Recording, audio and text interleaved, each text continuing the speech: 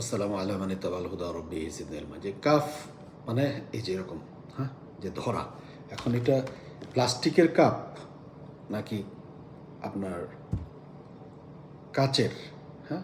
তো এখন এই যে জাজমেন্ট যেটা, ভালো মন্দের বিচার যে কোনটার ধারণ ক্ষমতা বেশি, যেটা কতটুকু ধরতে পারে, এটা হলো কাপ, হুম? যে ধারক।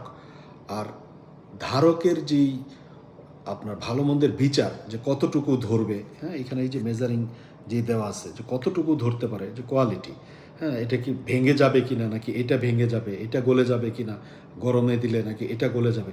এই যে ভালো মন্দের যে বিচার, এটা হচ্ছে কফ, যেটা ভালো মন্দের বিচার যে কোনটার শক্তি বেশি, এটা কি গরমে ধরতে পারবে, এটা কি আগুনে দিলে গলে যাবে নাকি এটা দিলে গলে যাবে।